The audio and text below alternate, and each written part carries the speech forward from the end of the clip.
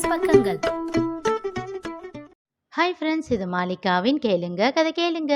மானஸ் எழுதிய வானவில் நெஞ்சங்கள், அத்தியாயம் 7. நந்து ஹலோ என்று சொன்ன அடுத்த நொடி ஒரு 10 முத்தங்கள் இடைவிடாது வந்தன. ஹலோ ஹலோ, நான் அவனிதன் இல்லை, அவனோட அண்ணன், பதட்டமாக கூறினான் நந்து. தெரியுமே என்று விட்டு அந்த பக்கம் இருந்தவள் கலகலவென சிரித்தாள். சட்டென நந்துவின் முகம் மாறியது. பிரியா என்றான். பரவாயில்லையே, நான் தான்னு கண்டுபிடிச்சிட்டிங்களா டார்லிங்? நவனிதான் குளிச்சிட்டு இருக்கான், கொஞ்ச நேரம் கழிச்சு பேசு. சரி, நான் அவன்கிட்ட கொஞ்ச நேரம் கழிச்சு பேசிக்கிறேன். இப்போ நீங்க பேசலாம் இல்ல? கொஞ்சலாக அவள் கேட்டாள். எனக்கு வேலை இருக்கு, நான் வைக்கிறேன். ஹலோ ஹலோ, அவள் அழைத்து கொண்டே இருக்க அவன் அழைப்பை துண்டித்தான். பாவி என்றாள் அவள். வேகமாக தன் அறையை நோக்கி நடந்தான் நந்து. இறுகிய முகத்தோடு அறைக்குள் சென்றவன் கண்ணாடியின் முன் நின்று தன் பிம்பத்தை கண்டான். ஏனோ அவள் தந்த முத்தங்கள் அவனுள் ஏதோ செய்ய தலையை சிலுப்பி சரி செய்து கொண்டு தன் வேலையை பார்க்க தொடங்கினான். ஆனால் அவனால் எந்த வேலையும் செய்ய முடியவில்லை. அப்படியே கட்டிலில் அமர்ந்தான். தன் கையை எடுத்து தன் நெஞ்சின் மேல் வைத்து அழுத்தினான். என்னவோ பண்றா இவ, தனக்குள் சொல்லி கொண்டவன் முகத்தில் சிறு புன்னகை அரும்பியது. மறுபடியும் சென்று கண்ணாடியின் முன் நின்றான். எத்தனை மாசம் ஆச்சு அவ குரல் கேட்டு? ஆழ்ந்த மூச்சை இழுத்து விட்டான். பைத்தியக்காரி, முதல்லையே நான் பிரியா பேசுகிறேன் அப்படின்னு சொல்லிட்டு அப்புறமா முத்தம் கொடுத்தாதான் என்ன கேடு? யாரோ நவநீதனுக்கு கொடுக்க வேண்டியதை எனக்கு மாற்றி கொடுக்குறாங்கன்னு பதறி போயிட்டேன். இருக்கட்டும் இருக்கட்டும், கல்யாணம் மட்டும் முடியட்டும், அப்புறம் இருக்கு அவளுக்கு. இத்தனை வருஷமா என்னை துரத்தி துரத்தி டார்ச்சர் பண்ணதுக்கெல்லாம் சேர்த்து அவளை லவ் டார்ச்சர் பண்ணாமல் விடமாட்டேன். அழகாய் அவன் உதடுகள் விரிந்தன. நந்தகுமரன் பொறியியல் படித்தவன். பக்கத்தில் உள்ள ஒரு பிரபல பொறியியல் கல்லூரியில் விரிவுரையாளராக பணிபுரிகிறான். உடை மாற்றி தயாரானவன் புத்தகத்தை எடுத்து அன்று நடத்த வேண்டிய பாடத்தை படிக்க ஆரம்பித்தான். ஆனால் அவன் மனம் அதில் செல்லவே இல்லை. மனம் பிரியா தந்த முத்தத்தையே சுற்றி சுற்றி வர, கடவுளே, இவன் என்ன டார்ச்சர் பண்றா என்று கோபமாக புத்தகத்தை கட்டிலில் வைத்துவிட்டு எழுந்து வெளியில் வந்தான். குளித்துவிட்டு வீட்டிற்குள் நுழைந்த நவநீதனின் முன் தீயாய் முறைத்தவாறு நின்றிருந்தான் நந்து. என்னன்னா, இனிமேல் உன் ஃபோனை என்ன அட்டன் பண்ண சொன்ன செருப்பாலேயே அடிப்பேன். ஹஹஹா, உறக்க சிரித்தான் நவநீதன். யாரு, பிரியாவா என்று கேட்டுவிட்டு வேக வேகமாக ஓடி தன் ஃபோனை எடுத்து அவளை அழைத்தான்.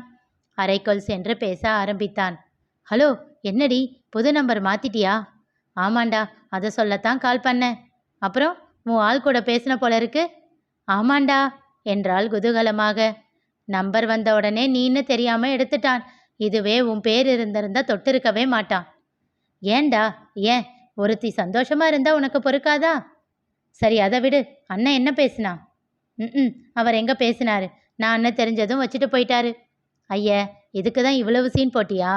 டேய், என்னை ரொம்ப அண்டர் எஸ்டிமேட் பண்ணாதடா. ஹலோ சொன்னதும் அவர் தான்னு தெரிஞ்சுக்கிட்டு சடசடன்னு உம்மா கொடுத்துட்டேன். அடிப்பாவி, அதுக்கு தான் என்னை அப்படி திட்டிட்டு போனானா?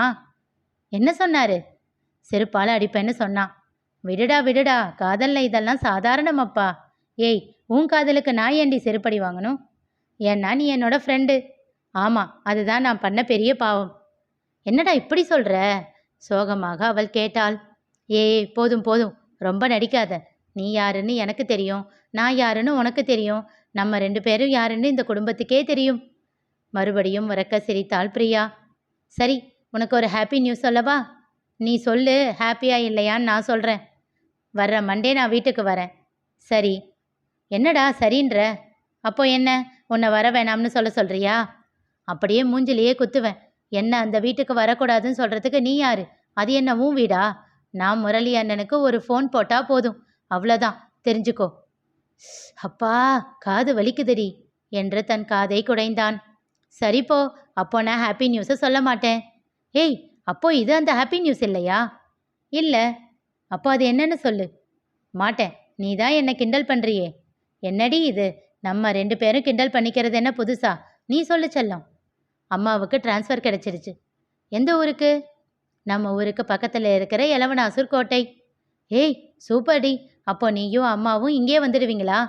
ஆமாம், அது விஷயமா தான் நான் மட்டும் இப்போ வரேன். இன்னும் ஒரு மாதத்தில் டிரான்ஸ்ஃபர் ஆகி வந்துடுவோம். அதான் இப்போ வீட்டில் வாடகைக்கு இருக்கிறவங்க கிட்ட அம்மா ஃபோன்லேயே சொல்லிட்டாங்க, இன்னும் ஒரு மாதத்தில் காலி பண்ண சொல்லி. எதுக்கும் இன்னொரு தடவை அவங்க கிட்ட நேரில் பார்த்து சொல்லணும். அவங்க வீட்டை காலி பண்ணதுக்கப்புறம் வீட்டில் ரிப்பேர் ஒர்க் எல்லாம் பண்ணி புதுசாக பெயிண்டிங் பண்ணி எல்லாத்தையும் சரி பண்ணணும். அதுக்காக ஆளுங்க கிட்ட இப்போவே பேசி வச்சாதானே. அதுக்கு ஏண்டி நீ அலையணும்? நான் பார்த்துக்கிறேன். என்னென்ன பண்ணணும்னு மட்டும் அம்மா கிட்ட இன்ஸ்ட்ரக்ஷன் கொடுக்க சொல்லு. எல்லாத்தையும் நான் செஞ்சிடுறேன். நீங்கள் வர்றதுக்கு ஒரு வாரத்துக்கு முன்னாடி சொல்லுங்க. நான் கிட்ட இருந்து எல்லாத்தையும் ரெடி பண்ணி வைக்கிறேன். சரி சரி, நான் இன்னொரு விஷயமாவும் வரேன். என்ன? விழுப்புரத்தில் என் ஃப்ரெண்டோட அக்கா ஒரு ஹாஸ்பிட்டலில் ஒர்க் பண்ணுறாங்க. கொஞ்சம் பெரிய ஹாஸ்பிட்டல்னு சொன்னாங்க. அதான் அங்கே போய் பார்த்துட்டு வரலாம்னு இருக்கேன். உளுந்தூர்பேட்டைக்கு வந்ததும் அந்த ஹாஸ்பிட்டலில் ஒர்க் பண்ணலாமா, அங்கே எனக்கு செட் ஆகுமா அப்படின்னு பார்த்துட்டு போகலாம்னு நினச்சேன். சூப்பர் டி. அதுக்கு ஏதாச்சும் ஹெல்ப் வேணும்னாலும் சொல்லு, நான் செய்கிறேன். சரிடா, இப்போ சொல்லு, ஹாப்பி நியூஸா இல்லையா? ரொம்ப ரொம்ப ஹாப்பி. அம்மா கிட்ட பேசுறியா? குடு குடு. அம்மா, நவநீதன். ஹலோ நவநீத், எப்படி இருக்க? அம்மா, நல்லா இருக்கேம்மா. நீங்கள் எப்படி இருக்கீங்க? போன வாரம் உங்களுக்கு சளி பிடிச்சிருக்குன்னு பிரியா சொன்னாலே. அதெல்லாம் சரியாயிடுச்சுப்பா. நீங்களும் பிரியாவும் சீக்கிரமாக இங்கே வந்துடுங்க. நான் இன்னையிலிருந்தே டேஸ் கவுண்ட் பண்ண ஆரம்பிச்சிடுவேன். சிரித்தார் யசோதா, பிரியாவின் அம்மா. அப்புறம் நவநீத், உன்னோட வேலையெல்லாம் எப்படி போய்கிட்டு இருக்கு? எல்லாம் ஆஸ் யூஷுவல்மா. சரி கண்ணா, நான் பிரியா கிட்ட ஃபோனை கொடுக்குறேன். சொல்லுடா. என்னடி, அம்மாவை பக்கத்தில் வச்சுக்கிட்டே நந்து அண்ணனை பற்றி பேசுனியா? மெல்லிய குரலில் கேட்டான். அம்மா மார்க்கெட் போயிட்டு இப்போ தான் வீட்டுக்குள்ளே வந்தாங்க. அதானே பார்த்தேன். போடா, என் பக்கம் எந்த பிரச்சனையும் இல்லை.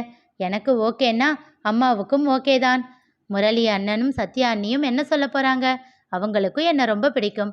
நான் அவர்கிட்ட போய், அண்ணா உங்கள் தம்பி நந்துவுக்கு என்ன கல்யாணம் பண்ணி வைங்க அப்படின்னு சொன்னால் உடனே ஓகேன்னு சொல்லிடுவார். ஆனால் இது எல்லாத்துக்கும் உன்னோட அண்ணன் ஓகே சொல்லணுமே. அவர் ஒருத்தர் தான் என்னை டார்ச்சர் பண்ணிக்கிட்டு இருக்காரு. பிரியா, நான் இப்போவும் கேட்குறேன், உனக்கு நந்து தான் வேணுமா? ஏண்டா இப்படி திரும்ப திரும்ப கேட்குற? இல்லடி, அவன் ஒரு முசுடு, சிடுமுஞ்சி, அதிகமாக சிரிக்கவே தெரியாதவன், எப்போ பார்த்தாலும் படிச்சுக்கிட்டே இருக்கிற படிப்பாளி. இது சரி இது தப்புன்னு ஏகப்பட்ட ஃபிலாசபி பேசுவான். நம்ம கேரக்டருக்கு அவன் ஒத்து வருவானா?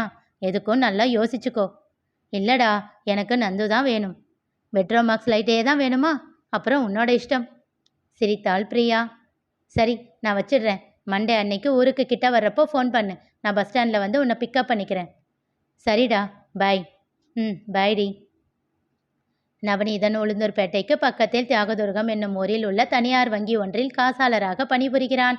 இரு ஊருக்கும் இடையே 24 கிலோமீட்டர் தூரம் என்றாலும் பைக்கிலேயே சென்று விட்டு திரும்பி விடுவான். நேரம் பார்த்தவன் அவசர அவசரமாக உடை மாற்றி தயாராகி டைனிங் டேபிளுக்கு வந்தான். நந்து ஏற்கனவே அமர்ந்து சாப்பிட்டு கொண்டிருந்தான். அவன் அருகில் சென்று அமர்ந்தவனுக்கு தட்டை வைத்து உணவை பரிமாறினாள் சத்யா. அண்ணி, பிரியா ஃபோன் பண்ணா. அப்படியா? எப்படி இருக்கா? யசோதாம்மா நல்லா இருக்காங்களா? நல்லா இருக்காங்க. மண்டே அன்னைக்கு பிரியா நம்ம வீட்டுக்கு வரா. எதுக்கு என்றான் நந்து அவசரமாக. எல்லோரும் அவனையே திரும்பி பார்க்க, இல்லை இப்போ எங்கே என்ன வேலை? எப்போவும் ஏதாச்சும் ஃபங்க்ஷன்னா வருவா, இல்லை சண்டே எப்போவாச்சும் வருவா. இப்போ மண்டே அன்னைக்கு வராளே, அதான் என்னன்னு கேட்டேன். என்ன விஷயம் நவனிதா? ஏதாச்சும் சொன்னாளா என்றாள் சத்யா. ஆமா அண்ணி என்று விட்டு விவரம் உரைத்தான் நவநீதன். சந்தோஷண்டா, சொந்த ஊர்லேயே இருக்கிறது தான் எப்பவும் சந்தோஷம். நவநீதன் சொல்லி கொண்டிருந்ததையெல்லாம் கேட்ட நந்துவின் முகத்தில் சில பல மாற்றங்கள் வந்து வந்து போயின. ஐயோ, இங்கேயே வரப்போறாளா? அவளை நேரில் பார்த்ததுக்கப்புறம் நம்மளால மனசில் இருக்கிற காதலை மறைச்சு வைக்க முடியுமா? யோசித்து கொண்டே திரும்பியவன் அதிர்ந்தான். அவன் முகபாவங்களை கவனித்து கொண்டே கீரையை ஆய்ந்து கொண்டிருந்தாள் நித்யா. நந்துவின் காதலை நித்யா கண்டுபிடித்தாளா? தெரிந்து கொள்ள தொடர்ந்து கேளுங்க, கதை கேளுங்க. மீண்டும் சந்திப்போம்.